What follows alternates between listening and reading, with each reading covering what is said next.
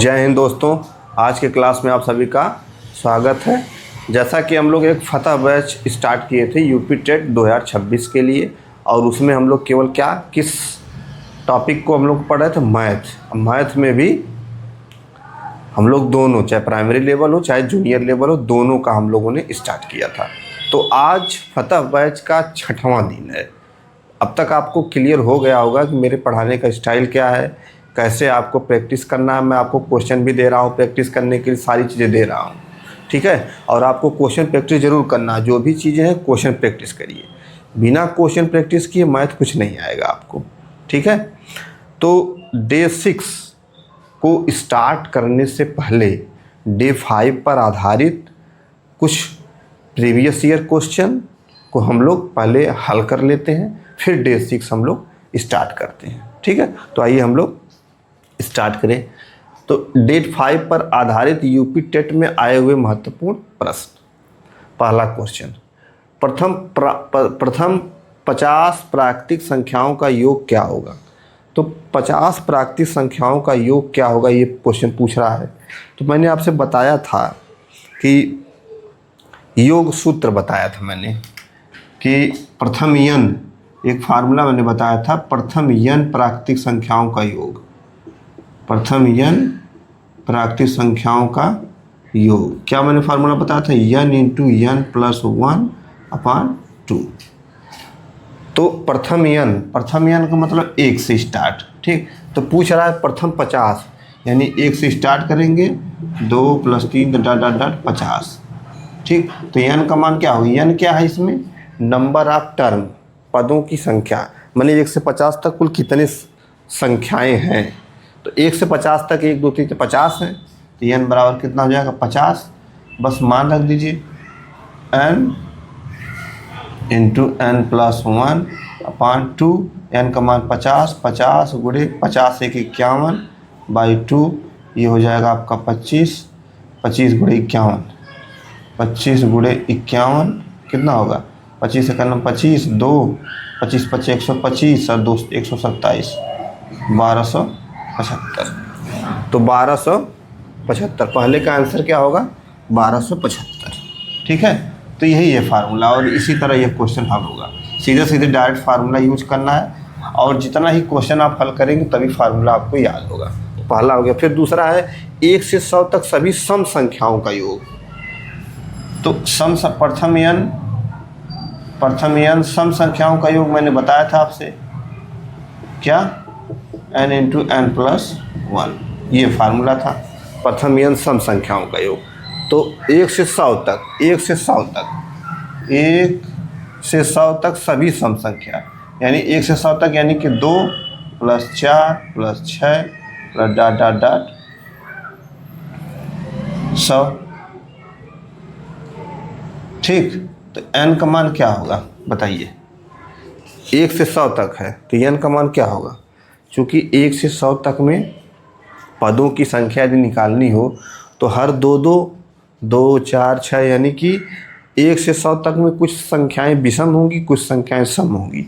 जैसे 1 + 2 + 3 + 4 + 5 + 6 + 7 + 8। चलिए हम 1 से लेके 8 तक देखते हैं। 1 से लेके 8 तक में कुछ संख्याएं सम हैं, कुछ संख्याएं विषम हैं। कैसे सम हैं, 2 4 6 8, कितने हो गए, 1 2 3 4। सम वाला, सम पदों की संख्या कितनी है, पदों की संख्या सम वाले के 4, विषम का 1 3 5 7, ये भी 4 और ये भी 4, यानी 8 का बटा 2 अगर कर देंगे सीधे सीधे, 8 का बटा 2 तो 4 ये भी आ जाएगा, 4 ये भी आ जाएगा। पदों की संख्या का मतलब कितने पद हैं, तो 1 2 3 4 5 6 7 8। तो अब इसमें सम विषम छांटना है कि सम कितने पद हैं, विषम कितने पद हैं। तो आप सीधे सीधे अंतिम जो संख्या उसमें 2 से भाग दे देंगे, ठीक है। तो वो आपका पदों की संख्या निकलता। अंतिम कितना है, 100 है, तो पदों की संख्या 50 हो जाएगी, ठीक। अब 50 हो जाएगी तो सीधे सीधे फार्मूला यूज करिए, 50 गुणे 51। अरे भाई n का मान 50 है, 50 + 1 51, पूरा कर दीजिए, 0 5 × 5 5 × 5 25, 2550। ये हो गया आपका क्वेश्चन नंबर 2। बात समझ में आ रही है? ये मैंने 1 से 8 तक लिया था समझाने के लिए, है आपका 2 से 100 तक। भाई 2, 4, 6, 8 ऐसा 100 तक जाइए, तो लास्ट में जो 100 आ रहा है उसको 2 से भाग दे देंगे तो n बराबर 50 आ जाएगा। ठीक है, इस बात को दिमाग में आप रखेंगे। ठीक है, अगला क्वेश्चन अब पूछ रहा है कि प्रथम 20 प्राकृतिक संख्याओं का योगफल। प्रथम 20, तो ये भी मैंने फार्मूला बताया था। प्रथम n विषम संख्याओं का योगफल क्या मैंने बताया था? क्या? n²। ये फार्मूला था। फार्मूला याद रहना चाहिए। फार्मूला, अच्छा, फार्मूला तभी याद रहेगा जब आप क्वेश्चन खूब प्रैक्टिस करेंगे, तभी फार्मूला याद रहेगा। तो प्रथम 20 प्राकृतिक संख्याओं का योगफल कितना होगा? n²। 20 है, पदों की संख्या कितना हो गया? 1। क्या है? विषम, मैंने विषम संख्या करनी है, तो 1 + 3 + 5 + 7 + डाट डाट डाट, लास्ट में 20 है, जो भी हो। ठीक, तो 20/2 पदों की संख्या कितना हो जाएगी? 10 हो जाएगी। अरे भाई 1 से 20 तक में कुल कितनी विषम संख्याएं होंगी? 10 होंगी। अब लिख के भी चेक कर सकते हैं। ठीक है, तो 10 n² यानी 10 का होल स्क्वायर, ये ना यानी 100। तो प्रथम 20 प्राकृतिक संख्याओं का योग 100 होगा। 3 अंकों की सबसे छोटी और 2 अंकों की सबसे बड़ी संख्या का अंतर। तो 3 अंकों की सबसे छोटी कितनी होगी? 100, और 2 अंकों की सबसे बड़ी संख्या 99 का अंतर मैंने माइनस बराबर 1, आंसर 1 आएगा सीधे सीधे। ये मैं बता चुका हूँ। 3 अंकों की छोटी संख्या, 2 अंकों की सबसे बड़ी संख्या, सब सारी चीज़ें मैं जिक्र कर चुका हूँ थ्योरी पढ़ाने में।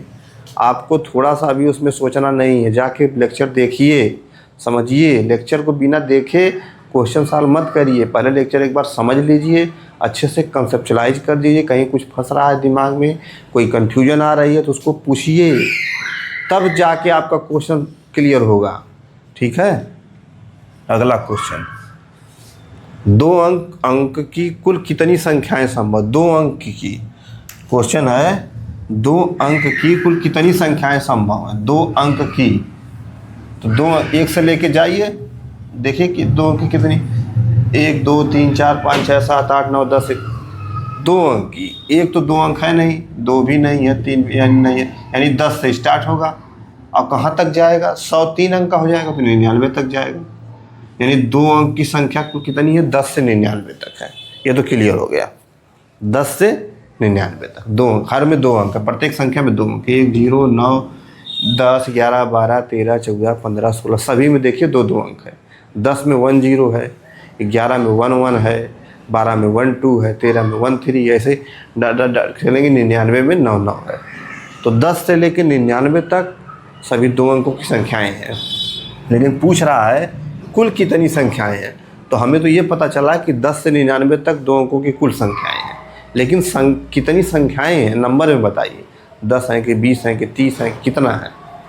तो 10 से 99, तो मैंने आपको बताया था कि 99 में से 10 घटा देंगे तो कितना हो जाएगा? 89 और +1 जोड़ देंगे तो 90, मैंने 90 संख्याएँ। 2 अंक की कुल कितनी संख्याएं हैं? आंसर 90।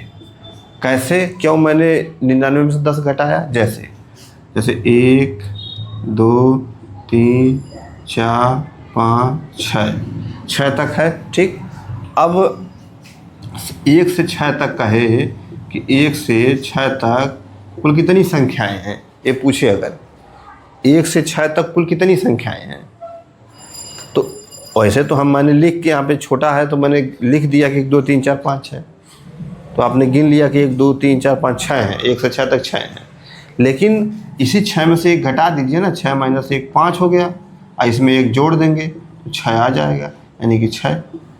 तो ठीक इसी तरह 99 में से 10 घटा, अच्छा 1 जोड़ेंगे क्यों? क्योंकि जब 99 में से 10 घटा रहे हैं तो 10 भी निकल जा रहा है। ठीक है, तो इसलिए जोड़ देंगे 1।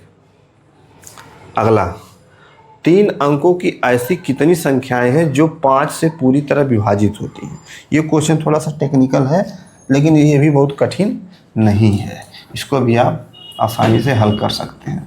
क्या है क्वेश्चन कि 3 अंकों की ऐसी कितनी संख्याएं हैं जो 5 से पूरी तरह विभाजित होती हैं। तो 3 अंकों की पूछ रहा है। 3 अंकों की संख्याएं कहाँ से स्टार्ट होती हैं? 3 अंकों की संख्याएं कहाँ से स्टार्ट होती हैं बताइए? 100 से। 99 जो है 2 अंकों की है, और 100 जो है 3 अंकों की है, यानी 3 अंकों की संख्याएं 100 से स्टार्ट होती हैं। ठीक, सबसे छोटी और 2 अंक नहीं, क्वेश्चन ये है 3 अंकों की ऐसी कितनी संख्याएं हैं जो 5 से पूरी तरह विभाजित हैं। तो 100 से लेके 999 तक ये 3 अंकों की संख्याएं हैं। मानेंगे? 3 अंकों की संख्याएं पूछ रहा है ना, 3 अंकों की ऐसी कितनी संख्याएं जो 5 से पूरी तरह विभाजित है। 999, 100 से लेके 999 तक। तो कैसे हल होगा बताइए? 5 से पूरी तरह विभाजित हो पूछ रहा है, तो 999 माइनस 100, पहले तो 3 अंकों की कुल कितनी संख्याएं हैं ये निकालेंगे हम लोग। चूँकि 3 अंकों की संख्याएं 100 से स्टार्ट होती हैं, 999 पे ख़त्म होती हैं, ये तो क्लियर हो गया। तो अब हमको पता करना पड़ेगा कि 3 अंकों की कुल टोटल कितनी संख्याएं हैं। तो 999 में से 100 घटा देंगे, कितना हो जाएगा? 9, 9, 8 और प्लस 1 जोड़ देंगे, ये हो जाएगा 900। यानी 3 अंकों की कुल कितनी संख्या है? 900। ये चीज़ समझ में आ रही है ना, जो मैंने अभी बताया कि अभी मैंने लिखा था ना कि 1 से 6 तक, फिर 6 में से 1 या 5, फिर 5 में 1 जोड़ दिया और 6 हो गया। ठीक उसी तरह 999 में से 100 घटाएंगे, 899, 1 जोड़ देंगे तो 900। ठीक है, तो टोटल कितना हो गया? 900। मतलब 3 अंकों की कुल संख्याएं हो गई 900। लेकिन ये पूछ रहा है क्वेश्चन कि ऐसी कितनी, मतलब 3 अंकों में तो हैं तो कुल 900 जो 5 से विभाजित हो। अब इसी 900 में ऐसी संख्याओं को ढूंढना है, बताना है आपको कि जो 5 से पूरी तरह विभाजित हो जाए। तो आप देखेंगे, गौर करेंगे तो हर 5वें संख्या पे जो है 5 से विभाजित वाली संख्या मिल रही है, हर 5वें पे। देख लीजिए,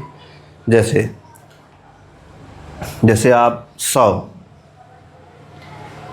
पहले 100 से स्टार्ट करेंगे, 100 कटेगा, फिर 105, फिर 110, फिर 115, फिर 120, फिर 125, फिर 130, फिर 135, फिर 140, ऐसे बढ़ते बढ़ते 900 तक जाएंगे। ठीक है, तो क्या करेंगे? हर 5 में मिल रही है तो 5 से इसमें भाग दे देंगे 900 में। 5 से 5 करना 5, 9 में से 5 4, 5 और 40, 0, 180 आ गया। यानी कि 3 अंकों की 180 संख्याएं होंगी जो 5 से पूरी तरह विभाजित होंगी। अच्छा, इसका एक फार्मूला से भी ये निकाल सकते हैं आप लोग। इसका एक फार्मूला भी होता है, वो इंटरमीडिएट में है, वो तो आप पढ़े नहीं होंगे। SN बराबर होता है SN बराबर A plus N minus 1 into D. ये इस फार्मूले से भी हम इसको हल कर सकते हैं। जैसे अब इसमें है 100 प्लस 105 प्लस 110 प्लस 115 डॉट 995। पदों की संख्या n का मान कितना होगा? 17 होगा। क्यों? ऐसे जोड़ेंगे तो कितने कुल होंगे? 17 पद होंगे। A बराबर 100 है, D बराबर 5 है, हल कर दीजिए। 100 plus n minus 1, 16 into D का मान 5, तो 100, 16 5 80, 80 180। यानी पदों की संख्या कुल टोटल कितना आ गई? 180। ऐसे ही आपको तो 180 इसका आंसर आया ही, जैसा कि मैं दूसरी विधि से एक बताया ही था। ठीक, आइए अगला क्वेश्चन देखते हैं। 1 + 2 + 3 - 50 का मान क्या होगा? अब देखिए, इसको हल करिए। 1 + 2 + 3, तो इसमें कुछ करना ही नहीं है, सीधे सीधे 1 से लेके 10 तक का योग कर देना है। प्रथम n प्राकृतिक संख्याओं का योग वाला फार्मूला लगेगा 1 से 10 तक। तो वही है, फार्मूला क्या है, n इंटू एन प्लस 1/2 अब -50, -50 है ही। n का मान 1 से 10 तक है तो 10 हो जाएगा, 10 गुणे 11/2 -50, 2 पचे 10, 11 पचे 55 -50 5। इसका आंसर क्या होगा 5। अगला क्वेश्चन 8वां, ये देखिए, ये है आपका बडमास रूल। बडमास रूल से हल होगा। 25 - 5 गुणे 2 + 3 किस रूल से हल होगा? ये बडमास रूल से हल होगा। अब ये मैं इसको मिटा रहा हूँ।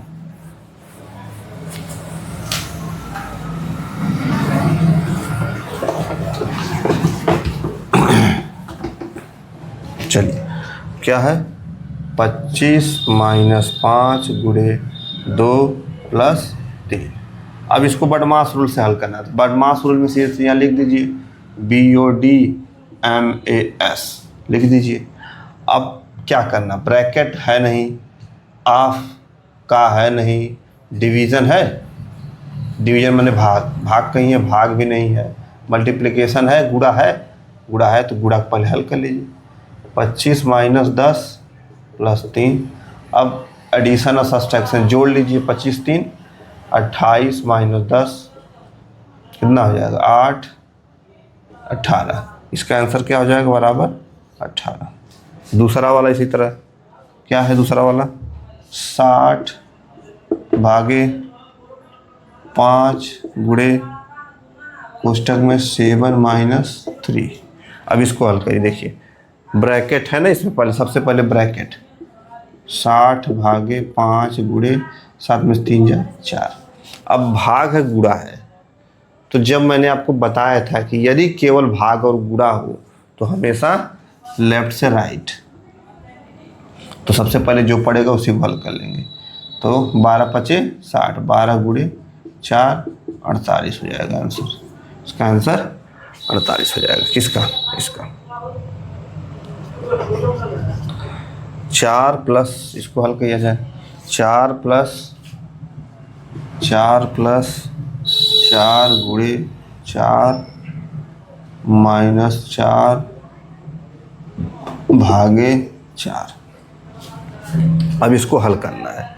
तो अब इसमें देखिए बडमास रूल फॉलो करिए। ब्रैकेट है नहीं, ऑफ है नहीं, डिवीजन, डिवीजन मैंने भाग, तो सबसे पहले भाग को हल करेंगे। 4 + 4 गुणे 4 - 4 भागे 4 1 हो गया। अब क्या क्या बचा है? गुणा है, तो गुणे हल कर लीजिए क्योंकि डिवीजन के बाद मल्टीप्लिकेशन है। तो 4 + 4 चौको 16 - 1। अब 16 में से 1 जाए 15, 15 4 19, 19 आंसर हो जाएगा इसका 19। अब 1/2 भागे 1/2, 11 नंबर क्वेश्चन है कि 1/2 भागे 1/2। अब इसमें क्या करना है? 1/2 भागे 1/2 मैंने 1/2 में 1/2 से भाग देना है। तो क्या है, कोई कठिन है? 1 में 1 से भाग दीजिए, चाहे 1/2 में 1/2 से दीजिए, चाहे 3/3 में 3/3 से दीजिए, चाहे 4/4 में 4/4, सारा मान एक ही आएगा। जैसे 1/1 करेंगे तब भी 1, 6/6 करेंगे तब भी 1, इसी तरह 1/2 करेंगे तो कट जाएगा, 1/1 1 आ जाएगा। इसका मान कितना होगा? 1 होगा। अगला 12वां नंबर, 12 नंबर क्वेश्चन देखिए। 12 नंबर क्वेश्चन, 12 नंबर क्या है? 18 माइनस ब्रैकेट में 6 - 4 माइनस कोष्टक में 8 - 5 ब्रैकेट बंद, बड़ा कोष्टक बंद। ठीक, ये हो गया। अब इसको हल करना है। तो सबसे पहले इसमें क्या आता है? ब्रैकेट आता है। तो ब्रैकेट में भी कई ब्रैकेट इसमें है, तो कोष्टक कई कोष्टक हैं। तो कोष्टक में सबसे पहला कौन कोष्टक हम लोग तोड़ते हैं? रेखा कोष्टक। रेखा कोष्टक है कहीं? नहीं है। आगे बढ़ते हैं। फिर उसके बाद रेखा के बाद छोटा कोष्टक, छोटा है कहीं इसमें? है, ये है 8 और 5 वाला। तो हल करिए। 18 माइनस कोष्टक, ये हो गया 4 - 18 में 8 में से 5 जाए 3। छोटा कोष्टक को, छोटा के बाद मजला करते हैं। तो ठीक है, 18 - 6 - मझला 4 में से 3 जाए 1, मझला के बाद बड़ा करते हैं तो 18 माइनस 6 में से 1 जाए 5, 8 में से 5 जाए 3, 13 आंसर हो गया। इसका आंसर क्या होगा? 13, इसके बराबर 13। अच्छा, अगला क्वेश्चन है कि यदि प्लस का अर्थ गुणा और भाग का अर्थ ऋण हो तो 10/5 + 2 का मान क्या होगा? तो पहले क्वेश्चन लिख लीजिए, 10/5 + 2, ठीक, 10/5 + 2 का मान क्या होगा? लेकिन कंडीशन दिया है, शर्त दिया है, प्लस का अर्थ गुणा, जहाँ जहाँ प्लस वहाँ गुणा कर दीजिए, तो 5 × 2 हो गया, ठीक। और भाग का अर्थ माइनस, तो भाग का अर्थ 10 माइनस कर दीजिए तो मान क्या होगा? तो क्या होगा? कुछ मत करिए, भाग का अर्थ माइनस बोला है ना, भाग का अर्थ माइनस हो 10/5 + 2। तो हल करिए। सबसे पहले क्या करेंगे? गुणा, तो 10 माइनस 10 = 0, 5 × 10, इसका मान क्या आएगा? 0 आएगा। 14 नंबर 0.33333, ये आंसर, ये देखिए इसका क्या है, 0.3333 इनफाइनाइट को साधारण भिन्न के रूप में बदलने पर क्या प्राप्त होगा? इसको फ्रैक्शन में बदलना है। तो 0.333 कोई रिपीट करता है तो सीधे उसके ऊपर क्या लगा देते हैं? बार। और मैंने बताया था कि दशमलव पद्धति को भिन्न में बदलने के लिए क्या करते हैं? दशमलव के बाद जो संख्या उसको लिख लेते हैं, इसके बाद दशमलव के बाद जितने अंकों पे बार होता है उतने 9 लिख लेते हैं। तो 1 अंक पे बार होता है 9, 3/9, 3 × 9, 1/3, आंसर 1/3 आएगा। तो इसका आंसर 14 का 1/3 है। निम्न में से कौन सी संख्या एक शांत दशमलव है? शांत दशमलव का मैंने बताया था कि जो मामला शांत हो जाए, यानी सब कुछ कट पिट के 0 हो जाए। क्या कट पिट के 0 हो जाए? शेषफल 0 आ जाए, पूरी तरह संख्या विभाजित हो जाए, शेषफल 0 आ जाए। चेक करिए इसमें किस में शेषफल 0 हो जा रहा है? 1/3 में शेषफल 0 हो रहा है, 1/3 आया ना, तो इसका प्रसार क्या है? 0.3333 चला जा रहा है, इसमें शेषफल 0 नहीं आ रहा है, ठीक है। 2/5 में, 2/5 को देखिए, 2 में 5 से भाग दीजिए, दशमलव बढ़ाए 0 बढ़ाए 5 × 20, 0, शेषफल 0 आ गया इसमें, यानी आंसर यही सही होगा। लेकिन इसको भी चेक करते हैं, 3/7 को भी देखिए, 7 दशमलव बढ़ा, 7 × 4 = 28, 2, फिर 0 बढ़ा, 7 × 7 = 14, इसमें 4 × 6, फिर 7/8 = 56, 4, फिर 0, 7 × 4 = 28, 7 × 5 = 35, 5, ऐसे बढ़ता जाएगा ये। लेकिन 0, शेषफल 0 नहीं हो रहा है, यानी कि ये नहीं होगा, ये भी नहीं होगा। शेषफल हल करके चेक करिएगा, आंसर बी है। संख्या 0.45 बार का भिन्न रूप क्या होगा? अब 0.45 बार है, 0.45 बार, इसको भिन्न में बदलना है, यही क्वेश्चन है, इसको भिन्न में बदलना है। तो क्या करेंगे? कुछ नहीं करना है, 45 लिख लेना है, बटा जितने अंकों के ऊपर बार है उतने 9 इसके नीचे लिख देना, बस हो गया। यही है 45/99, आंसर हो गया। इसको काट लीजिए, अगर देखिए कट रहा है तो काट लीजिए। अब आइए 17 नंबर देखते हैं, क्वेश्चन नंबर 17। क्वेश्चन नंबर 17 देख लिया जाए, 18 देख लिया जाए, धीरे धीरे। जो 25 क्वेश्चन मैंने आपको हल करने के लिए दिया था, प्रीवियस ईयर क्वेश्चन, वही मैं हल करवा रहा हूँ। मैंने दिया था कि आप इसको हल करके फिर आइएगा, देखिएगा। तो क्वेश्चन नंबर 17 लिखा है कि 2.5 को परसेंटेज में बदलने पर क्या मान होगा? यही है क्वेश्चन। मैंने 2.5 को परसेंटेज में बदलेंगे तो क्या होगा? तो 2.5 को किसी भी संख्या में परसेंटेज बदलते हैं, 100 से गुणा कर देते हैं, तो 250% हो गया। बस प्रतिशत में बदलने पर क्या करते हैं? 100 से गुणा कर देते हैं, तो 250% हो गया। अगला क्वेश्चन 18 नंबर, 0.125 को न्यूनतम भिन्न के रूप में लिखें, यही आंसर है। 0.125 को न्यूनतम भिन्न के रूप में लिखें। तो भिन्न के रूप में लिखना, न्यूनतम भिन्न या भिन्न जो भी कहिए, 0.125 इसको न्यूनतम भिन्न को लिखना है। तो क्या होता है 125 बटा जितने दशमलव के बाद उतने जीरो नीचे हो जाएंगे, होगा ना। मैंने बताया था ना कि अगर 0.5 है तो इसको अगर भिन्न में तोड़ना है तो जितने दशमलव के बाद अंक होते हैं उतने जीरो नीचे बढ़ जाते हैं। तो एक अंक है तो एक जीरो, 5 तो रहेगा ही, ठीक है। इसी तरह अगर दशमलव के बाद 5 है तो 55 लिख लेंगे, बाकी 2 जीरो कर लेंगे, दशमलव के बाद 2 अंक है, ठीक है। तो इसी प्रकार इसको हल कर लीजिए। 5 दूनी 10, 5 पचे 25, 5 दूनी 10, 200। फिर 5 पचे 25, 5 चौको 20, जीरो, 5 का नाम 5, 5 बटे 40, 1/8। तो आंसर कितना आएगा 1/8। तो 0.125 को भिन्न के रूप में लिखेंगे तो 1/8 आएगा, ठीक है। अगला क्वेश्चन 19 नंबर। अब थोड़ा सा अवरोही आरोही को भी हम लोग देख लेते हैं, आरोही अवरोही को भी, कि 2/3, 3/5, 5/8, इनमें सबसे बड़ी भिन्न कौन है, यही आपको पहचानना है। 2/3, 3/5 और 5/8 में सबसे बड़ी भिन्न कौन है। चूँकि न अंश बराबर है न हर बराबर है, तो कुछ तो करेंगे इसमें, तभी तो क्लियर होगा कि बड़ा कौन है छोटा कौन है। तो क्या करेंगे बताइए। मैंने आपको बताया था कि या तो सीधे सीधे भाग देकर चेक कर लीजिए कि ये कितना है। सब में 10 से भाग दे के चेक करेंगे, 2 में 3 से भाग देंगे तो 3 6 का 18.6 हो जाएगा। इसमें भाग देंगे 30 में तो 5 6 30 दशमलव,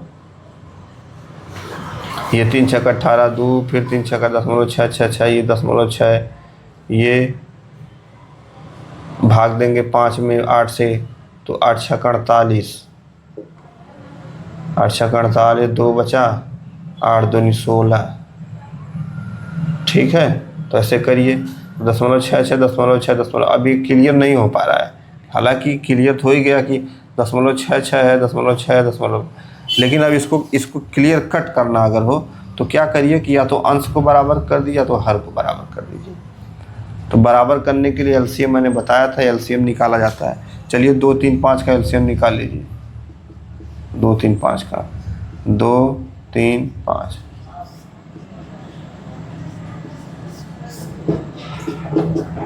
ये हो गया एलसीएम।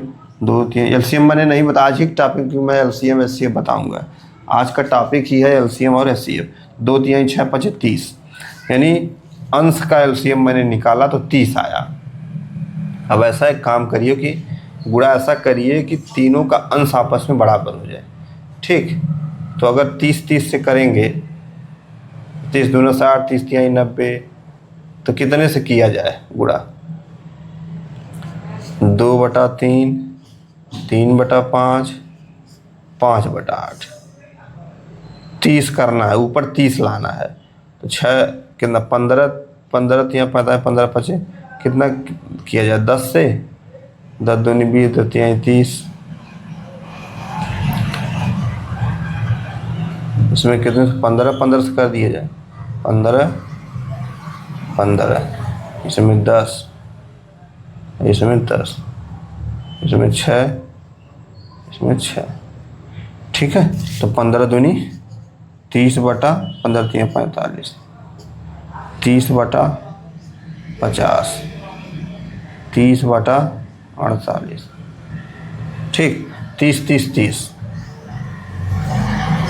30 30 30। अब देखिए अंश बराबर हो गया, तो जब अंश बराबर हो जाता है तो मैंने फार्मूला बताया था कि जिस भिन्न का अंश जिस भिन्न का हर बड़ा होगा वह भिन्न सबसे छोटी होगी। तो सबसे बड़ा हर 50 है तो यह भिन्न सबसे छोटी होगी, यानी कि 3/5 सबसे छोटा होगा, ठीक। 3/5 सबसे छोटा होगा। फिर 50 के बाद 48 है, यानी 3/5 से बड़ा कितना होगा 5/8 होगा, और इससे बड़ा सबसे बड़ा ये हो जाएगा, इसका नाम है 2/3। तो 2/3 is greater then 5/8 is greater then 3/5। इसमें भी यहाँ भी क्लियर हो जा रहा है। देखिए 2/3 सबसे बड़ा 0.66 है ना, 0.66 सबसे बड़ा हो गया, 66 है। इसके बाद 0.62 आ जाएगा, 5/8 आ जाएगा, क्योंकि इसमें केवल 0.6 है, इसमें 0.6। ऐसे भी यहाँ से भी क्लियर हो गया, ऐसे भी क्लियर हो गया। ठीक है, एलसीएम निकालने का मतलब है कि तीनों का, चाहे हर का निकाल लीजिए चाहे अंश का निकाल लीजिए, निकाल के उसी में लाना है तीनों। जैसे 30 आया तो सभी हर अंशों को 30 कर देना, आप चाहे जिस भी संख्या से गुणा करिए 30 लग कर देना है उसको। ठीक है, तो ये हो गया इसका आंसर। आगे देखते हैं कौन सा क्वेश्चन आगे नंबर है 20 नंबर। आइए देखें, 3/4 2/3 1/2। अब इसको लिखना है अवरोही क्रम में। चलिए इसको अवरोही मतलब घटते हुए क्रम में, यानी सबसे बड़ा फिर उससे छोटा फिर उससे छोटा फिर उससे छोटा, अवरोही क्रम में लिखना है। तो क्या करेंगे अवरोही क्रम में लिखने के लिए, मैंने आपसे बताया था, या तो सीधे भाग दे के चेक कर लीजिए, सीधे सीधे हैं भाग दीजिए। चलिए ये 10 से गुणा कर दीजिए तीनों में, या सीधे सीधे 3 में 4 से भाग दीजिए। चलिए 4 सते 10 बढ़ाए 0 बढ़ा 4 सते 28, 2 हो गया। ठीक, फिर 0 बढ़ा 4 5 20, 0 हो गया। इसका मान आ गया 0.75। इसका हल करिए, 3 10 बढ़ाए 0 बढ़ा 3 6 18, फिर 2 आ गया, फिर 0 फिर 3 6 18, फिर 2 आ गया, फिर 3 6 18, यानी 0.666 आ रहा है इसका। इसका कल 0.5, बस क्लियर हो गया। 0.75 बड़ा है कि 0.66 बड़ा है, 0.5 सबसे बड़ा कौन है इसमें, 0.75। तो सबसे बड़ी भिन्न 3/4 होगी, फिर उससे छोटा 0.66, तो 2/3 हो गई, फिर उससे छोटा 1/2 हो गया। चूँकि बोल रहा है कि अवरोही क्रम में, यानी सबसे बड़ा पहले लिख लीजिए, तो यही है अवरोही क्रम, सबसे बड़ा फिर उससे छोटा फिर उससे छोटा। ठीक है, आरोही क्रम का एक ले लेते हैं, अवरोही क्रम हम लोग लिए हैं, अब आरोही ले लेते हैं। आरोही क्रम चलिए 4/5 7/8 6/7 5/6। ठीक, आरोही क्रम में इसको बदलना है। माने आरोही क्रम का मतलब क्या हुआ, घटते हुए बढ़ते हुए, बोलिए बढ़ते हुए, अवरोही मतलब घटते हुए, बढ़ते हुए क्रम में इसको लिखना है। मैंने सबसे पहले छोटी भिन्न, फिर उससे बड़ी, फिर उससे बड़ी, फिर उससे बड़ी। अवरोही, अव मतलब घटना, आरोही मतलब बढ़ना, ऐसे दिमाग में रखेंगे तो ठीक रहेगा। तो इसको लिखना है तो या तो सीधे भाग दीजिए, सीधे सीधे भाग देकर चेक कर लीजिए। पहला तो विधि ये है, दूसरी विधि है कि या तो अंश को बराबर कर दीजिए या तो हर को बराबर कर दीजिए। अंश और हर, अंश या हर को बराबर करने के लिए एलसीएम निकालना पड़ता है। चाहे अंश, अगर अंश को बराबर करना है तो अंश का एलसीएम निकालिए, हर को बराबर करना है तो हर का एलसीएम निकालिए। ठीक, तो चलिए निकालिए, सीधे सीधे भाग दीजिए, ऐसे तो आसान लग रहा है। ये हो जाएगा 5 और 40 हो जाएगा सीधे सीधे। 7 में 8 से भाग देंगे, अगर दशमलव बढ़ेगा तो 8 10 में 80, 8 9 72, 8 64, 6 हो गया। ठीक, 0 बढ़ा दो, 8 64, 8 7 56, 4 हो गया, फिर 0 8 5 40। इसका हो गया 0.875। इसको हल कर दीजिए, 6/7 को 7 से भाग 10/12 0, 7 8 56,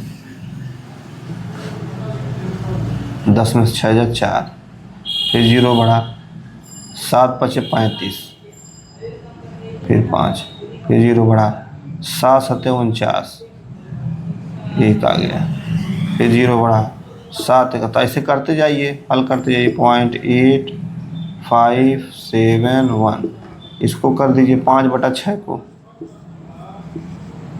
10 में बढ़ा 0 बढ़ा 6 थे 48 हो गया, 2, फिर 0 बढ़ा 6 3 18, 2, फिर 76×18 2.8 3 3 3 ऐसे बढ़ता जाएगा। अब इसमें चूँकि हमको किस में लिखना है, इसको आरोही क्रम में लिखना है।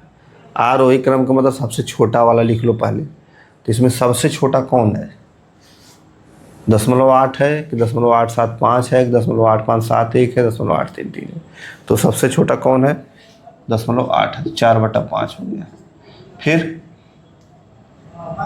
7.5 है कि 7.85 है, 0.83 है। तो सबसे छोटा 0.83। इसके बाद सबसे छोटा 0.83 यानी 5/6। इसके बाद 0.83 के बाद ये हो जाएगा छोटा, ये वाला, यानी कि 6/7 हो जाएगा। फिर ये सबसे बड़ा हो जाएगा 7/8। ये हो गया आपका कौन सा क्रम? आरोही क्रम। 4/5 सबसे छोटा है क्योंकि 0.80 है, काम खत्म हो गया। फिर इससे बड़ा, थोड़ा सा बड़ा इससे, ये हो जाएगा 0.83 क्योंकि ये 8.5 है, ये 8.7 है। तो ये होगा, फिर ये होगा, फिर ये होगा। ठीक, 5/6, 6/7, 7/8। ठीक है। एलसीएम करके भी कर सकते हैं। 4 7 6 5 का एलसीएम निकाल लीजिए। 4 7 6 5 का एलसीएम निकालिए।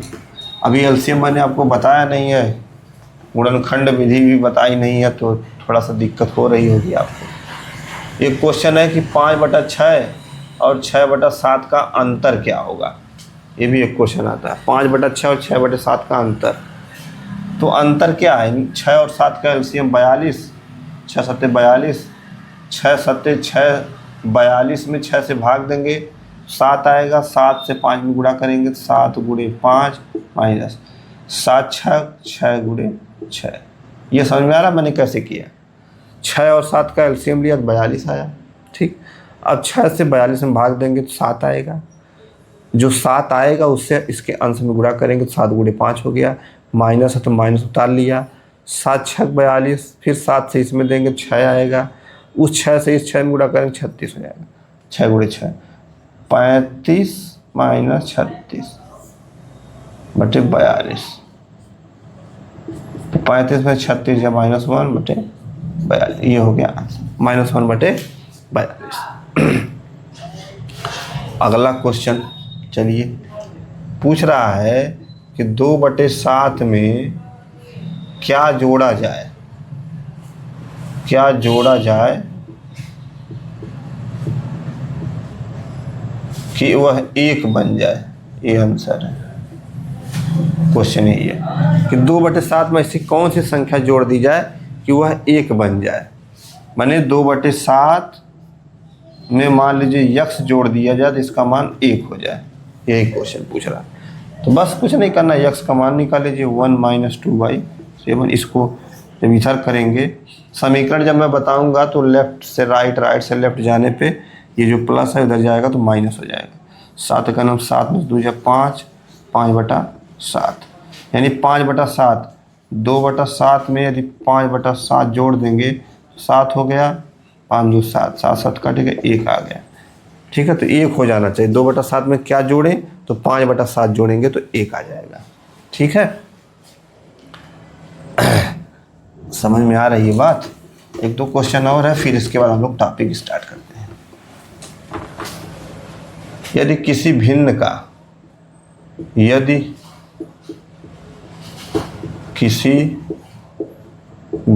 का अंश 20% बढ़ा दिया जाए, 20% बढ़ा दिया जाए तो भिन्न का नया मान क्या होगा? यही क्वेश्चन है, भिन्न का नया मान क्या होगा। तो भिन्न का अंश मान लीजिए x था पहले, अब बढ़ा दिया गया 20%, तो x का 20% निकाल लीजिए। 20% निकाला 20/100 कर देंगे, 20 बचे यानी x/5। तो किसी भिन्न का अंश 20% बढ़ा दिया जाए, तो पहले मान लो कि भिन्न का अंश ये था, माना भिन्न का अंश x है कह रहा है कि अंश 20% बढ़ा दिया जाए, यानी x का बढ़ाने पे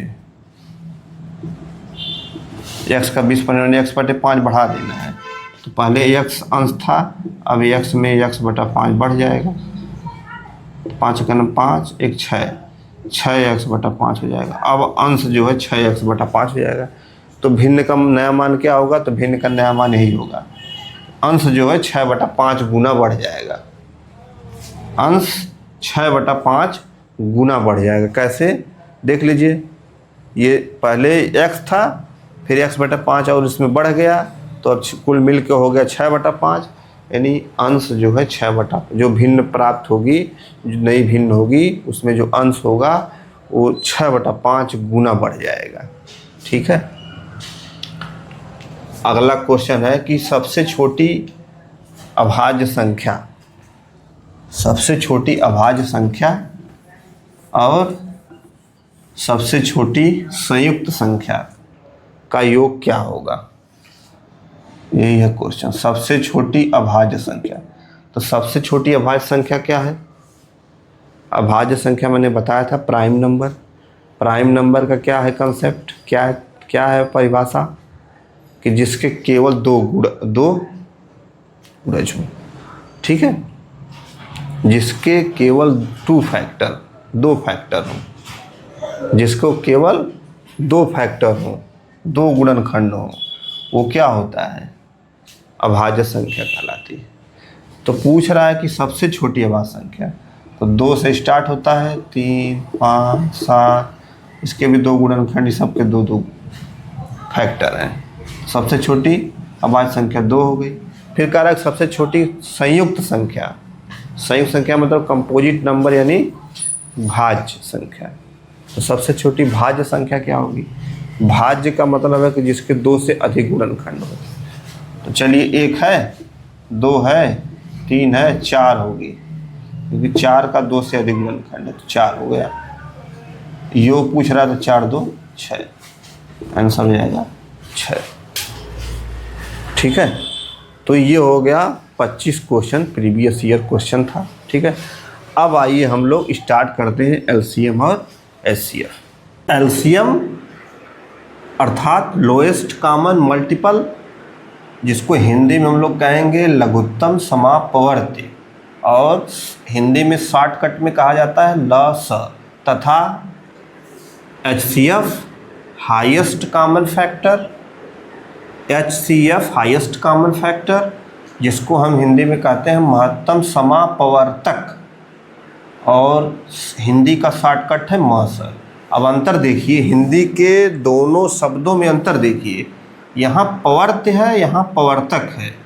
ये बहुत ही इम्पॉर्टेंट है, इसको आप ध्यान देना है। ये लघुत्तम है, ये महत्तम है। लस मस, लस और मस। ठीक, और दूसरी बात एलसीएम एचसीएफ का है, तो lowest common multiple, highest common factor. अब इन शब्दों में आप देखेंगे, इन एचसीएफ में, एलसीएम में क्या शब्द है? एक लोएस्ट, एक कॉमन, एक मल्टीपल, इसमें एक हाईएस्ट, एक कॉमन, एक फैक्टर, 3 शब्द हैं। तो एकदम हम इसको फाड़ के पढ़ेंगे कि सबसे पहले देखेंगे कि मल्टीपल क्या है, फिर देखेंगे कॉमन क्या है, फिर देखेंगे लोएस्ट क्या है, फिर एलसीएम तब हम लोग पढ़ेंगे, फिर इसके बाद हम लोग एचसीएफ देखेंगे, फैक्टर क्या है, कॉमन क्या है और हाईएस्ट क्या है, फिर तब हम लोग एचसीएफ पे आएंगे। एक एक चीज़ की, और जहाँ से मैं स्टार्ट कर रहा हूँ इससे नीचे कहीं से स्टार्ट नहीं, ये सबसे निचला स्तर है, वहाँ से हम लोग स्टार्ट करेंगे। तो एलसीएम में सबसे पहला शब्द क्या है? मल्टीपल। तो क्या हम लोग लिखेंगे मल्टीपल, मतलब समझेंगे हम लोग मल्टीपल, और हिंदी में इसको क्या कहते हैं? गुणज। हिंदी में इसको गुणज, जैसा कि नाम से स्पष्ट है। गुणज का मतलब क्या? अगर मैं आपसे पूछूं कि 2 का गुणज क्या, 2 का गुणज बताइए, तो वीडियो पॉज करिए, सोचिएगा 2 का गुणज क्या होता है, फिर सुनिएगा। फिर मैं आपसे पूछूं कि 2 का सबसे छोटा गुणज बताइए, तो फिर वीडियो पॉज करिए, फिर सोचिएगा। फिर मैं पूछूं आपसे कि 2 का सबसे बड़ा गुणज बताइए। फिर वीडियो पॉज करिए, सोचिएगा। अब देखिए 2 का मैंने क्या पूछा, गुणज। तो गुणज का सीधा सीधा अगर एक लाइन में मैं आपसे कहूँ तो पहाड़ा, टेबल, 2 का टेबल, 2 का टेबल। तो लिखिए 2 का टेबल, चलिए लिखिए भाई 2 का टेबल, 2 का टेबल। अच्छा छोड़िए, 2 का टेबल छोड़ दीजिए क्योंकि आपको याद है 2 का टेबल। 17 का लेते हैं, 17 का आप भूल जाते हैं, थोड़ा कठिन लिया जाए जिससे आपका रिवाइज भी हो जाए। चलिए 17 का गुणज, 17 का गुणज। तो 17 का गुणज, सबसे पहला गुणज क्या होगा, पहाड़ा पढ़िए इसका।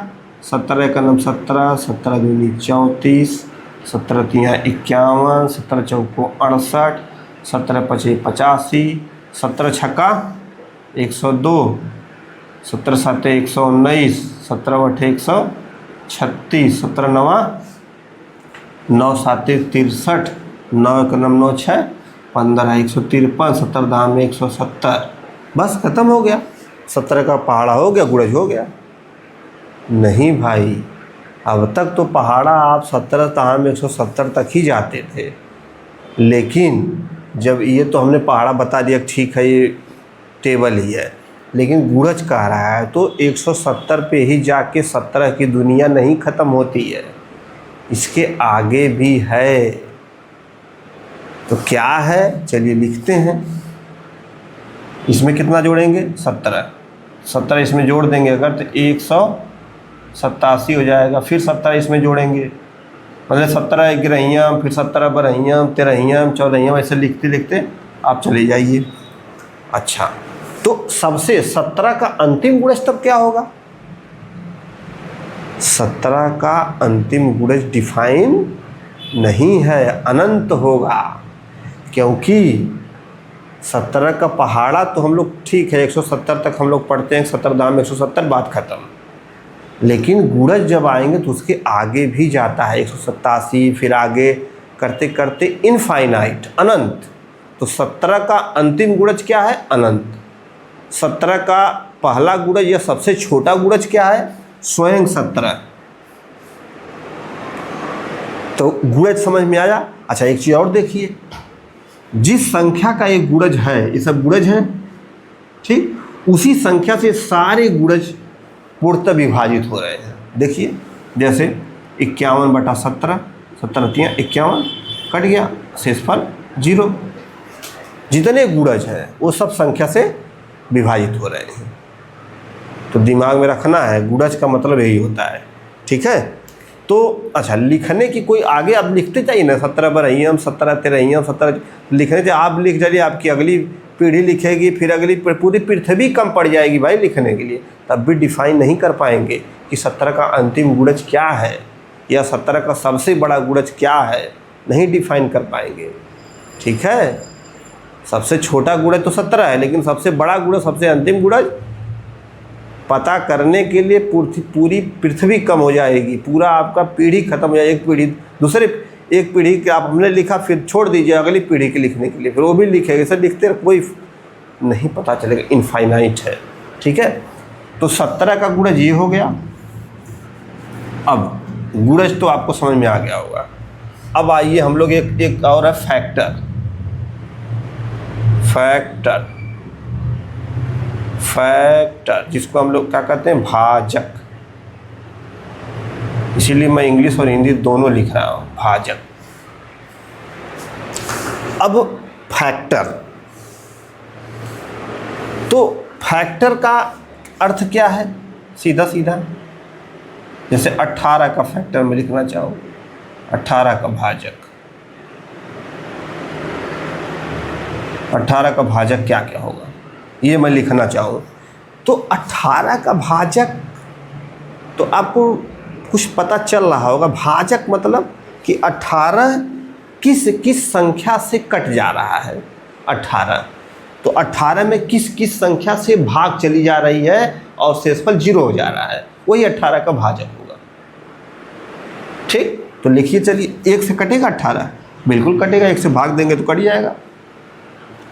1 से तो पूरे ब्रह्मांड में कोई भी संख्या वो कट जाती है, तो 18 तो कटेगा ही। 2 से 2 9 18, 3 से 3 6 18, 4 से नहीं कटेगा, 5 से नहीं कटेगा, 6 3 18, 7 से नहीं, 8 से भी नहीं, 9 से कट जाएगा, 10 से, 11 से, 12 से, 13 से, 14 से, 15 से, 16 से, 17 से, सीधे अब 18 से।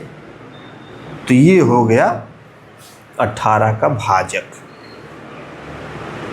17 का भाजक लिखिए चलिए, 17 का भाजक, 17 का भाजक क्या होगा? एक तो 1 से होगा ही, दूसरा 17 किसी से कटता ही नहीं, केवल 17 से कटता है, बस हो गया।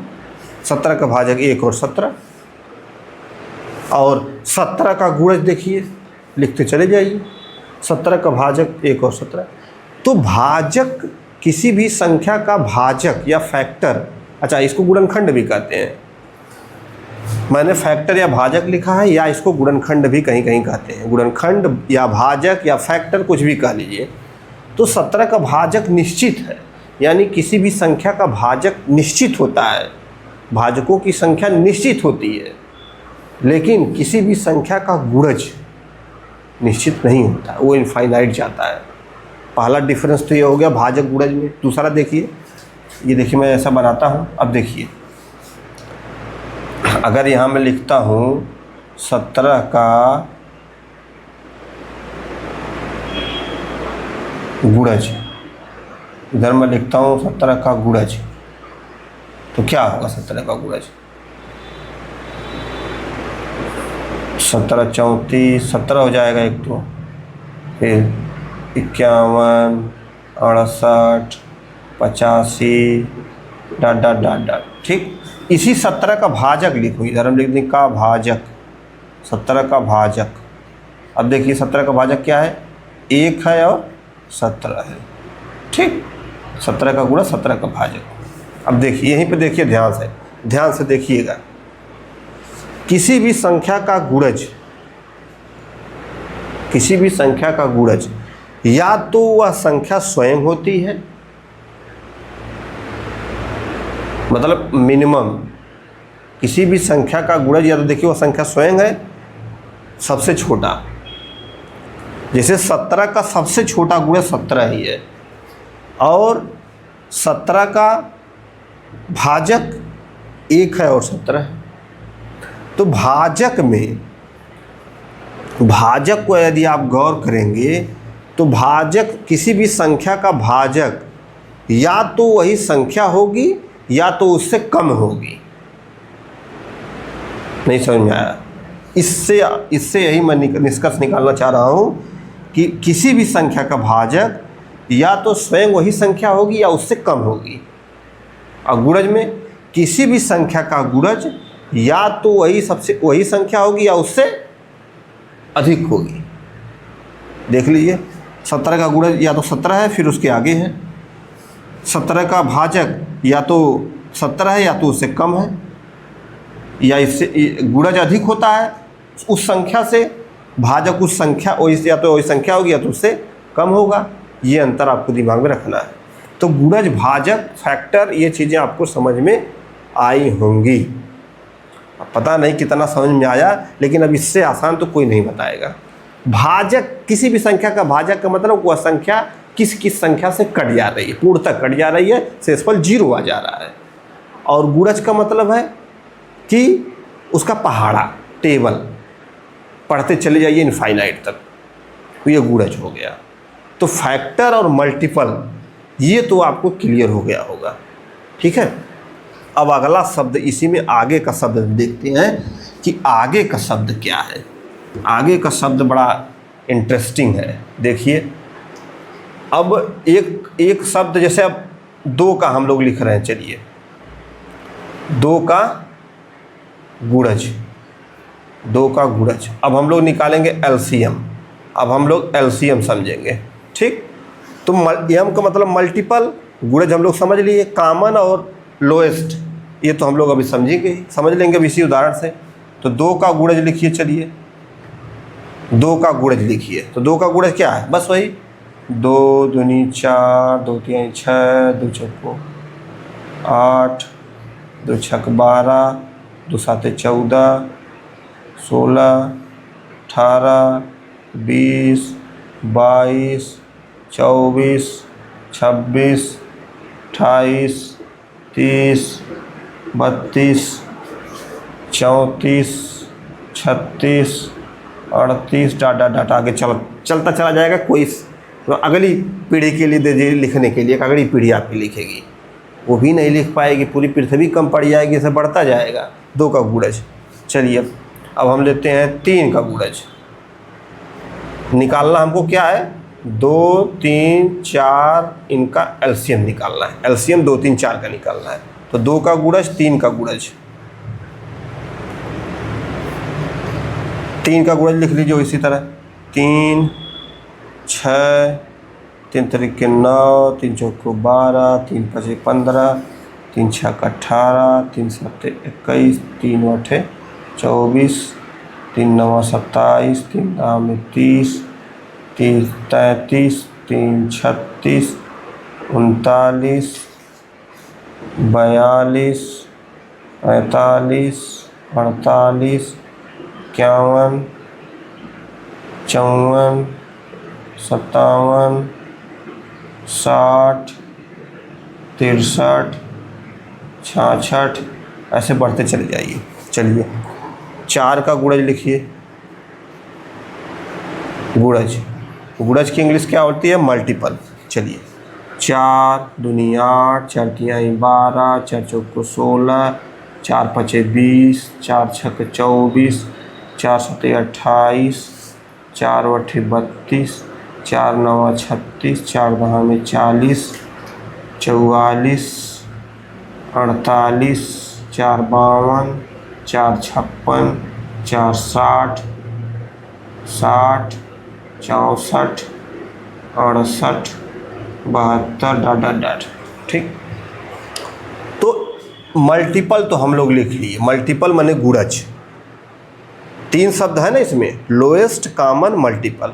तो 2, 3, 4 का मल्टीपल तो हम लोग लिख लिए। 2 का, 3 का, 4 का मल्टीपल लिख लिए। अब कह रहा है कॉमन, सी फॉर कॉमन।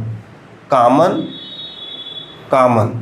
अब इसमें देखिए 2, 3, 4 के गुणज में कॉमन क्या क्या? कॉमन मतलब उभयनिष्ठ। उभयनिष्ठ मतलब एक समान।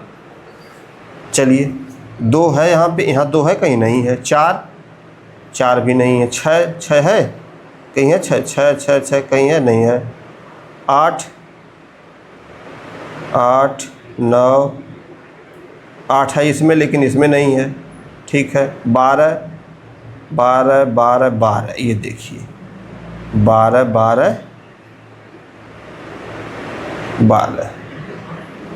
ये है 12, कॉमन मिला ना 12। आगे भी देखिए, आगे भी कॉमन मिलेगा ही मिलेगा भाई। आगे देखिए कहाँ है? 14, 16, 18 सब नहीं मिलेगा। ये मिलेगा 24, ये 24, ये 24 कॉमन हो गया। 12 हो गया, 24 हो गया। आगे फिर 36 कॉमन मिलेगा आपको। यहाँ पे आ जाइए, यहाँ पे ये 36, सीधे 36 कॉमन। ऐसे ही कॉमन आपको मिलते जाएंगे। तो लिखिए कॉमन, लिखिए 2, 3, 4 का एक समान गुणज। एक समान गुणज या उभयनिष्ठ गुणज क्या क्या होगा? 12 होगा, 24 होगा, 36 होगा, डाट इनफाइनाइट। ये भी इनफाइनाइट ही जाएगा। ठीक है। चलिए 2, 3, 4 का एक समान गुणज। 2 शब्द हो गए, कॉमन हो गया, मल्टीपल हो गया। कॉमन मतलब समान गुणज हो गया। अब कह रहा है लोएस्ट। लोएस्ट माने सबसे कम, सबसे छोटा। तो सबसे छोटा कौन है इसमें? 12, 24, 36, आगे चले सबसे छोटा कौन है? 12। तो अब क्या लिखेंगे? 2, 3, 4 का सबसे छोटा समान गुणज। सबसे छोटा समान गुणज क्या होगा, 12 होगा। इसी को हम लोग गणित की भाषा में क्या लिख देंगे, एलसीएम 2, 3, 4 का क्या हो जाएगा, 12 हो जाएगा। तो ये निकल गया एलसीएम 2, 3, 4 का 12 है। 2, 3, 4 का एलसीएम 12। ये इस तरह से कोई क्लैरिफाई करके नहीं बताता भाई, इतना चीर फाड़ करके। ठीक, तो अब ऐसे 2, 3, 4 का सबसे छोटा देखिए, पढ़िए, लोएस्ट, लोएस्ट मतलब सबसे छोटा, सबसे छोटा क्या, सबसे छोटा मल्टीपल गुणज, सबका गुणज में लिखा हूँ 2, 3, 4 का गुणज सबसे छोटा गुणज 12, कॉमन वाला, लेकिन तो ये 12 सब में कॉमन है। तो सबसे छोटा समान गुणज वो क्या होता है, एलसीएम। तो एलसीएम 2, 3, 4 का हो गया आपका 12। अब इसी चीज़ से हम लोग एक संख्या देखेंगे, एक चीज़ ध्यान देंगे, वो है बड़ा इम्पॉर्टेंट। तो ये ऊपर का मैं अब थोड़ा सा मिटाता हूँ, क्योंकि 17 वाला मिटा देता हूँ। गुणज मल्टीपल अब आपको समझ में आ गया होगा, एलसीएम भी लगभग आपको अब समझ में आ ही गया होगा। अब इसी से थोड़ा कुछ चीज़ें और हम समझते हैं। एलसीएम 2, 3, 4 का क्या है, 12 है ना। तो एक फार्मूला क्या हम लिख सकते हैं कि माना कि संख्या ए है, बी है और सी है। माना संख्या ए है, बी है, सी है। अब जैसे 2, 3, 4 है, वैसे हमने ए बी सी ले लिया। ठीक, ए बी सी है तथा ए बड़ा है बी से, बी बड़ा है सी से। ये बड़ा का निशान। अच्छा, बड़ा छोटा समझते हैं। जैसे ये बड़ा है क्या है, छोटा है, बड़ा है क्या है। तो इधर वाली एरिया देखिए, इधर मुँह जिधर खुला है इसका, देखिए ये ज़्यादा गैप है, फिर धीरे धीरे कम हो गया। तो जिधर कम गैप है वो छोटा हो जाएगा, इधर संख्या जो रहेगी। जैसे इधर अगर 8 है, इधर 9 है, ऐसे दिया है, तो ये 9 बड़ा हो जाएगा 8 से। माने ये जो मुंह खुला है ना, ये मुंह खुला, ये मुंह ज़्यादा बड़ा है मुंह। फिर धीरे धीरे देखिए मुंह इसका बंद होते होते तो बंद हो गया, यानी इधर वाली संख्या छोटी हो जाएगी, इसका मतलब। लेकिन अगर यही चीज़ ऐसे रहे तो ये भी क्लियर है कि जिधर मुंह खुला ज़्यादा है, ये देखिए ज़्यादा है ना, तो इधर ही वाली संख्या बड़ी रहेगी। हमेशा इस बात को दिमाग में रखेंगे। ठीक, तो अब इसको समझ में आ गया होगा ना कि ए माना संख्या ए बी सी है, और ये भी मैंने मान लिया कि ए बड़ा है, बी बड़ा है, सी। ये सब मैंने मान लिया कि संख्या ए बी सी है तथा ए बड़ा है, बी बड़ा है सी से। ये क्लियर हो गया आपको। तो हम लोग क्या, जैसे एलसीएम मैंने हम लोग लिखा, तो एलसीएम हम लोग अगर निकालेंगे, LCM A B C, LCM A B C is greater than or equal to A. अब ये चीज़ थोड़ा सा आपको समझ में कम आई होगी। क्यों कम आई है, क्योंकि यहाँ पे इसी से ऑब्जर्व करके हम इसको निकालेंगे। अभी मैं बताता हूँ कि ये कैसे मैंने इसको लिख दिया, ऐसे हवा में नहीं लिख दिया, इसी से लिखा जाएगा भाई। कैसे, देखिए, इसमें सबसे बड़ी संख्या कौन है, 2 है, 3 है, 4 है। तो सबसे बड़ी संख्या कौन है, 4 है। ठीक, तो या तो एलसीएम 4 होगा, बड़ी संख्या के बराबर होगा, या 4 से बड़ा होगा। नियम यही है। जैसे अगर 6 है, 8 है और 15 है, तो इनका एलसीएम निकालना है। तो ये भाग विधि से मैं निकाल रहा हूँ। ठीक, भाग विधि से ऐसे निकाला जाता है। अभी मैं भाग विधि भी बताऊँगा। 2 3 6, 2 चौको 8। ठीक, ये 15 हो गया। ठीक, फिर 3 1 3, 4 3 5 15 हो गया। फिर ये 4 हो गया, ये 5 हो गया। 5 चौको 20, 3 60, 2 120, 120 एलसीएम हो गया। ठीक, तो 6 8 15 इन सब का एलसीएम क्या है, 120 है। ठीक, अब यहाँ पे देखिए, ये मैंने एक उदाहरण चलिए ले लिया। ठीक, इसको अभी मत देखिए आप, अभी इसको समझिए, इसको समझना इस चीज़ को। अब इसमें देखिए एलसीएम 6 8 15 का कितना है, 120 आया ना। यानी इसमें सबसे बड़ी संख्या कौन है, 6 8 15 में सबसे बड़ी संख्या कौन है, 15। तो मैंने यहाँ पे लिखा है ए सबसे बड़ा है।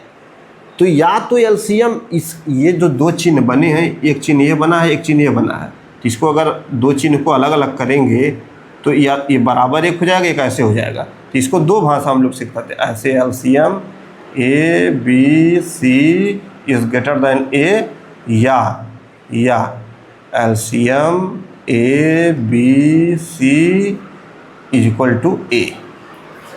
ये है इसका मतलब, ये दोनों है, ये दोनों है इसका मतलब। इसको ध्यान समझिएगा, इसमें दो चीज़ें छुपी हैं इसी में। या तो एलसीएम ए बी सी का ए से बड़ा होगा या एलसीएम ए बी सी का ए के बराबर होगा। ये हमको कैसे पता चला? देखिए 2 3 4 में सबसे बड़ी संख्या 4 है, तो इससे भी बड़ा है क्या? 12। तो एलसीएम क्या हो गया? ए से बड़ा हो गया, क्योंकि ए को मैंने माना है कि सबसे बड़ी संख्या है।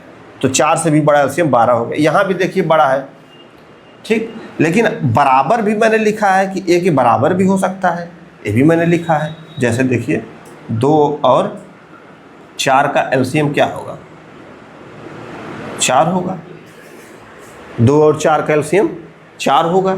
निकाल के देख लीजिए, निकाल देता हूँ। देखिए भाग विधि से 2 और 4 का एलसीएम, 2 का 9 2, 2 दूनी 4, फिर 2 1 1, ये 2 दूनी 4 हो गए। 4 एलसीएम हो गए। भाग विधि में बताऊँगा, अभी घबराइए मत। एलसीएम 2 4 का 4 हो गया, ठीक। तो अब यहाँ पे देखिए, यहाँ पे सबसे बड़ी संख्या 15 है, यहाँ पे सबसे बड़ी संख्या 4 है, यहाँ पे सबसे बड़ी संख्या 4 है। या तो सबसे बड़ी संख्या के बराबर एलसीएम होगा या तो बड़ी संख्या से भी बड़ा होगा। तो बराबर में तो यहाँ मिला, और सब बड़ा में तो 120 बड़ा है ही, 12 बड़ा है ही। इसलिए मैंने यहाँ पे लिख दिया कि LCM A B C is equal to A, या LCM A B C is greater than A. यहाँ पे मैंने माना है कि ए सबसे बड़ा है, ठीक है। तो उस कंडीशन को ये फॉलो करेगा। तो ये हो गया एलसीएम, लोएस्ट कॉमन मल्टीपल। एकदम नहीं घबराना है, एकदम हम पोस्टमार्टम कर डालूंगा एलसीएम का, ठीक है। तो एलसीएम तो आपको अब समझ में आ गया होगा, ठीक। इसको नोट कर लीजिएगा आप, ये बहुत इंपॉर्टेंट है। अब आते हैं हम लोग एचसीएफ पे। अब किस पे हम लोग आएंगे? एचसीएफ। एचसीएफ तो और ही मज़ेदार है। देखिए एचसीएफ क्या है। जैसे फैक्टर तो मैंने बताया ही, HCF, F माने फैक्टर, कॉमन माने कॉमन, और हाईएस्ट माने सबसे बड़ा फैक्टर जो कॉमन हो। HCF मान लीजिए हम लोग को निकालना है 12 का, 18 का और 24 का, इसका HCF निकालना है, ठीक। तो पहला शब्द क्या है? फैक्टर। तो फैक्टर लिखिए 12 का फैक्टर माने भाजक, 12 का भाजक कितना, क्या क्या होगा 12 का भाजक? 12 का भाजक या 12 का फैक्टर का मतलब यही होता है कि 12 किस किस संख्याओं से भाग जाएगी। 12 में भाग जाएगा, 12 कट जाएगा, शेषफल 0 आ जाएगा। तो 1 से जाएगा, 2 से भी जाएगा, 3 से भी कटेगा, 4 से भी कटेगा, 5 से नहीं कटेगा, 6 से कटेगा, 7 से नहीं कटेगा, 8 से भी नहीं कटेगा, 9 से भी नहीं कटेगा, 10 से भी नहीं कटेगा, 11 से नहीं कटेगा और 12 से कटेगा। तो 12 के भाजक कितने हो गए? 18 का भाजक, चलिए 18 का भाजक लिखिए। 1 से तो कटेगा ही, 1 से तो पूरी दुनिया की संख्याएं कट जाती हैं। 18 में क्या औकात है? 2 से भी कटेगा, 3 6 18, 4 से नहीं कटेगा, 5 से भी नहीं कटेगा, 6 से कट जाएगा, 7 से भी नहीं कटेगा, 8 से भी नहीं कटेगा, 9 से कट जाएगा, 10 से नहीं कटेगा, 11 से नहीं, 12 से नहीं, 13 से नहीं, 14 से नहीं, 15 नहीं, 16 नहीं, 17 नहीं, 18 हो जाएगा। 18 का भाजक हो गया। अभी 24 का भाजक लिखिए। चलिए 24 का भाजक, 24 का 1 से तो क्लियर कट है आपको, 2 से कटी जाएगा 12, 3 से भी कटी जाएगा, 3 8 24, 4 6 का 24, 4 से भी कट जाएगा, 5 से नहीं कटेगा, 6 चौक को 24 कट जाएगा, 7 से नहीं कटेगा, 8 त्रिक के 24, ठीक, 9 त्रिक 27 होता है, 10 नहीं, 11 भी नहीं, 12 हो जाएगा, 12 दूनी 24, 13 दूनी 26, ना 14 15 16 17 18 19 20 21 22 23 24, 24 से तो तीनों के मैंने भाजक लिख दिए, फैक्टर लिख दिया, एफ जो है फैक्टर, भाजक, गुणनखंड मैंने लिख दिया। अब कह रहा है कॉमन, मैंने तीनों में जो एक समान हो, तो तीनों में एक समान कट है। एक तो ये एक है, ये दो भी है, और ये तीन भी है, ये सब कॉमन है। और कौन सा कॉमन? 6 है, 6 भी तीनों में कॉमन है। देखिए तो लिख लीजिए कॉमन, समान भाजक लिख लीजिए। 12, 18, 24 का समान भाजक कौन कौन सा हो गया? 1, 2, 3, 6 और 6 के बाद 12 है? नहीं, 12 नहीं है। इसमें है 12, लेकिन इसमें भी 12, लेकिन इसमें 12 नहीं है। ठीक है, इतना हो गया। ठीक, ये हो गया आपका समान भाजक। लेकिन कह रहा हाईएस्ट, माने सबसे बड़ा। अब सबसे बड़ा तो ये है 6, सबसे बड़ा क्या है? 6। तो बस निकल गया, तीनों शब्द पूरे हो गए। हाईएस्ट कॉमन फैक्टर, तो कॉमन फैक्टर ये है और हाईएस्ट ये है, तो हाईएस्ट कॉमन फैक्टर अब लिखिए HCF 12, 18, 24 का क्या होगा? 6 होगा। अब देखिए इस 6 से ये तीनों विभाजित हो रहे हैं कि नहीं? देखिए 6 दूनी 12, 6 त्रिक 18, 6 चौको 24। तो इस HCF को हम एक भाषा में भी लिख सकते हैं कि दी गई संख्याओं का HCF वह बड़ी से बड़ी संख्या होती है जो दी गई संख्याओं को पूर्णतः विभाजित करती है। किन्हीं दी गई संख्याओं का महत्तम समापवर्तक वह बड़ी से बड़ी संख्या होती है। बड़ी से बड़ी संख्या मतलब इसमें सबसे बड़ा, देखिए, जो उन संख्याओं को माने 12, 18, 24 को क्या करेगी? भाग दे के 0 कर देगी, पूर्णतः विभाजित कर देगी। ये हो गया HCF। LCM में क्या है कि वह छोटी से छोटी संख्या, वह छोटी से छोटी संख्याएं, जैसे अब LCM में मैंने अब जैसे 12, 18, 24 का LCM आप निकालेंगे तो निकाल के देख लेते हैं। 12, 18 और 24 का LCM, चलिए 2 छक 12, 2 9 18, 12, 3 दूनी 6, 3 तरीके 9, 3 चौको 12, 1, 3, 2, चलिए 6 करिए। 6 दूनी 12, 3 36, दूना 72। तो इन सब का LCM क्या हो रहा है? LCM भी लिख दे रहा हूँ। LCM 12, 18, 24 का क्या होता है? 72। अब देखिए, ध्यान से देखिएगा, किन्हीं दी गई संख्याओं का LCM वह छोटी से छोटी संख्या होती है जिसको दी गई संख्याओं से भाग देने पर वह पूर्णतः विभाजित हो जाती है। तो ये हो गया, इसको हम लोग ऐसे कहते हैं। वह इसको अच्छा, बड़ी से बड़ी, छोटी से छोटी, इन शब्दों को ध्यान देकर ये मत सोचिएगा कि यदि हम बड़ी से बड़ी कह रहे हैं तो वो HCF ही होगा, या छोटी से छोटी कह रहे हैं तो वो LCM ही होगा। ऐसा नहीं है, लगभग कहीं कहीं अपवाद में आते हैं। तो ध्यान क्या आपको देना है? LCM कि LCM निकालना है कि HCF निकालना है? ध्यान ये देना है कि यदि संख्याओं से विभाजित किया जा रहा है, संख्याओं से विभाजित किया जा रहा है, तो संख्याएं ये हैं, इनसे विभाजित किया जा रहा है, यानी कि LCM निकालना है। देखिए 12 छक 72, 18 चौक 72, 24 3 72। तो संख्याओं से विभाजित किया जा रहा है तो LCM, संख्याओं को विभाजित किया जा रहा है तो HCF। बस इतना दिमाग में आपको रखना है। ठीक, तो ये समझ में आया? LCM और LCF समझ में आ गया होगा आपको। ठीक, अब इसी को ABC मान के हम इसको भी क्लियर कर लेते हैं कि ये कैसे है। ABC जैसे उसका हम लोग माने थे, तो माना 3 संख्याएं हैं, 3 संख्याएं हैं A, B, C। ठीक, तथा वही है A is greater than B is greater than C है। तब HCF ABC क्या होगा? अब यहाँ से आप देखिए, यहाँ से आपको ध्यान देना है, तो मैं तो लिख देता हूँ भाई, या तो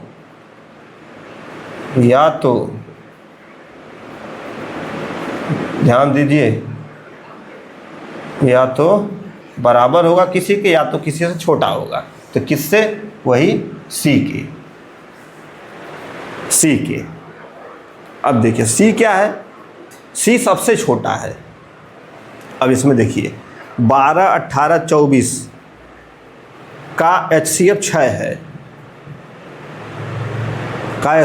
है, तो या तो HCF जो सबसे छोटी संख्या होगी, जैसे 12, या तो 12 के बराबर होगी HCF, या तो 12 से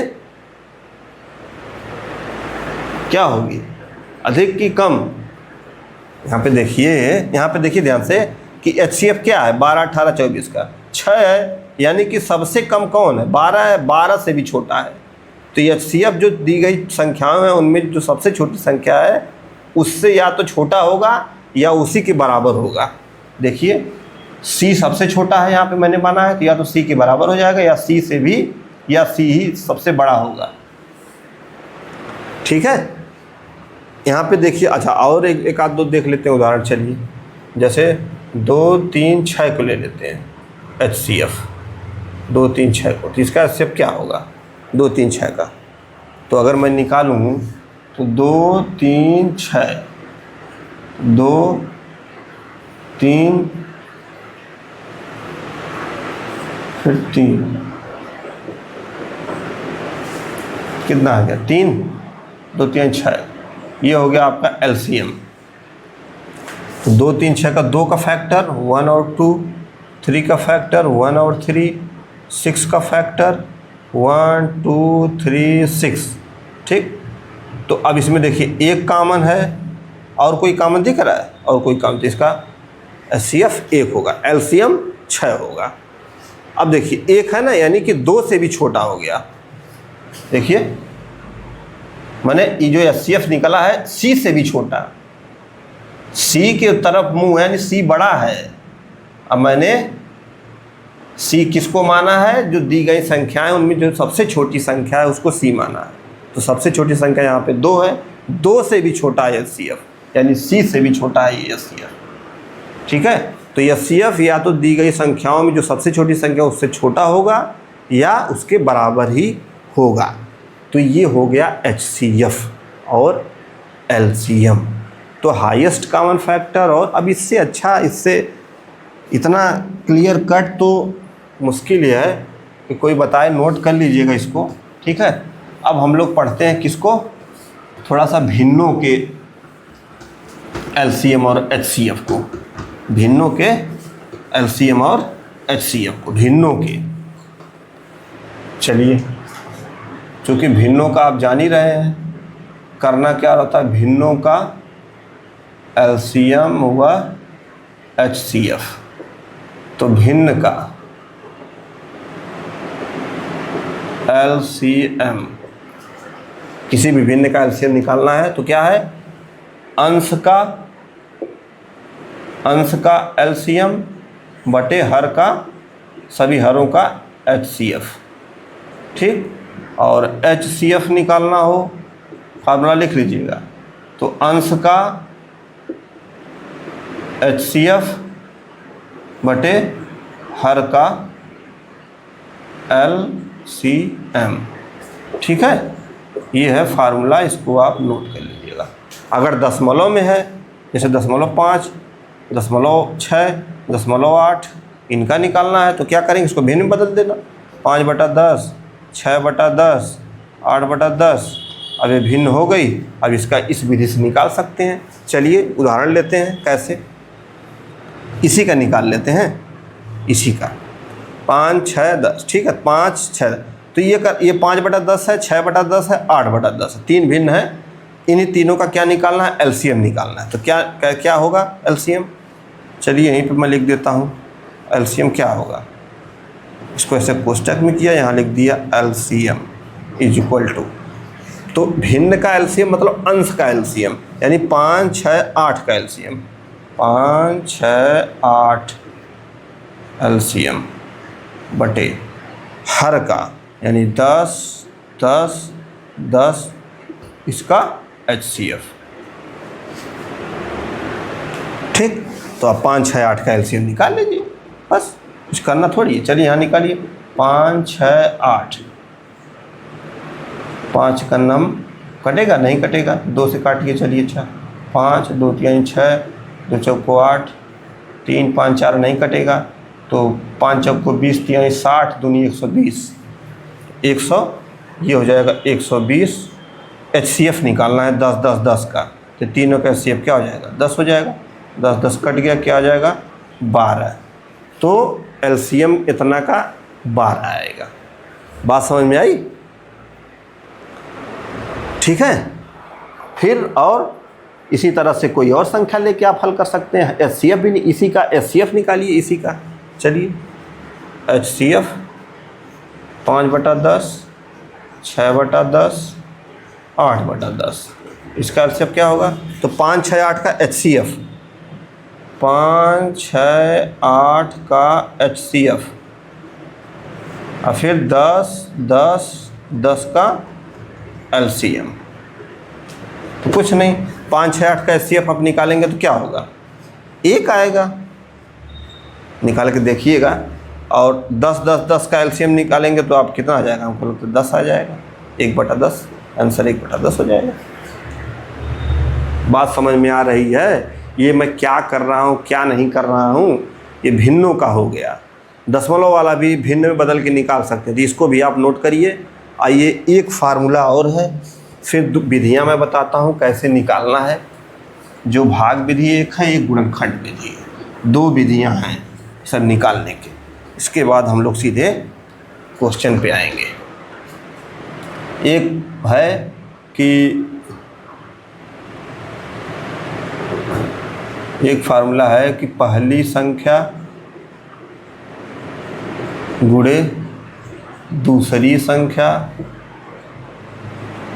इक्वल टू एचसीएफ गुणे एलसीएम, मासा गुणे लासा। इसको आप नोट कर लीजिएगा।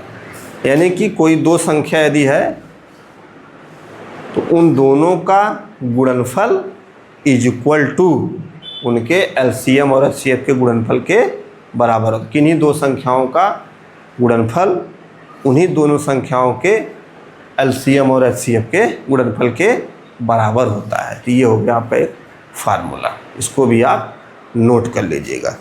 अब 2 विधियां हैं, एक तो गुणनखंड विधि है हल करने की। चाहिए ये गुणनखंड विधि देखते हैं। फर्स्ट गुणनखंड विधि, क्वेश्चन हम लोग अगले क्लास में डिस्कस करेंगे। गुणनखंड विधि, तो गुणनखंड विधि में कुछ नहीं करना, जैसे 8, 10, 15, 6 इन सब का हमको निकालना है एलसीएम। ठीक, इन सब का एलसीएम निकालना है।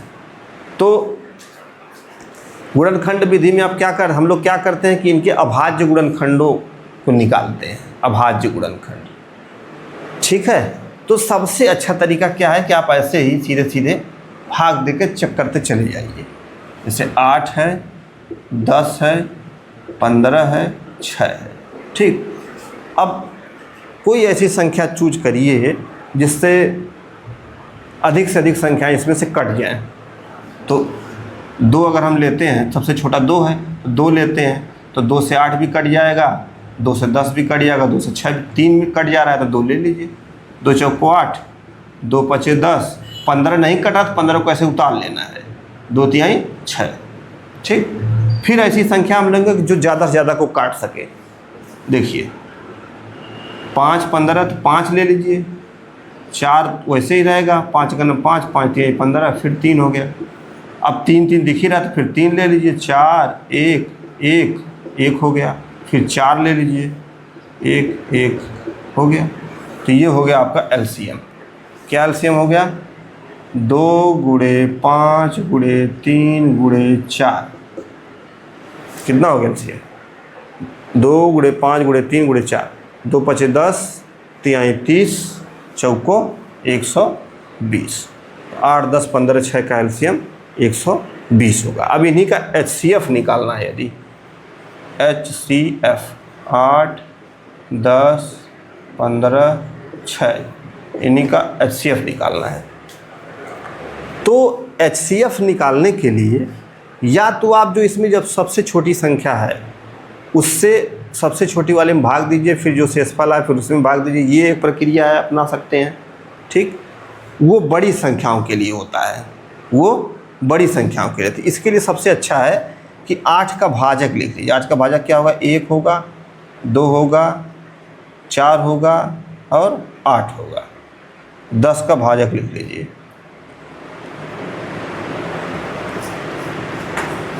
2 गुणे 2 गुणे 2 गुणनखंड लिख लीजिए। ठीक, फिर 2 गुणे 5, फिर 15 को लिखेंगे 3 गुणे 5, 6 को लिखेंगे 2 गुणे 3। ये अभाज्य गुणनखंड हो गया। ठीक है, 8, 10, 15, 8 को, 10 को, 15 को, 6 को। अब देखिए जो सब में कॉमन हो, जो सब में कॉमन हो उसको हम, अच्छा एक भी तो रहेगा ही, एक आप भूल ही गए हैं। एक तो सबको काट देता है, तो 2 2 है लेकिन इसमें 3 है, लेकिन इसमें 2, एक में 3 है तो 2 नहीं होगा। 5 5 है इसमें लेकिन इसमें नहीं, 2 मतलब 1 होगा। यानी इन सब का एलसीएम 1 हो, क्योंकि सब में जो कॉमन होगा वही HCF होता है। तो 1 जो है इन सब का HCF 1 होगा। अच्छा, इसी से एलसीएम भी, ये विधि जो है अभाज्य गुणनखंड विधि है। अभाज्य गुणनखंड विधि, अभाज्य गुणनखंड विधि, ये जो बता रहा हूँ ये वाली, इसी से आप एलसीएम भी निकाल सकते। कैसे?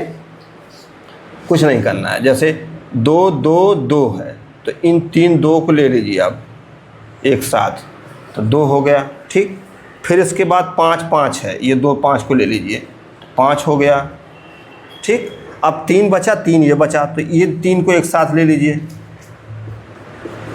ठीक, और देखिए कहीं कुछ बच रहा है, ये 2 2 बच रहा है, तो 2 दूनी 4 लिख लीजिए। तो ये हो गया आपका 2 5 10, 30 चौके 120। तो ये हो गया एलसीएम।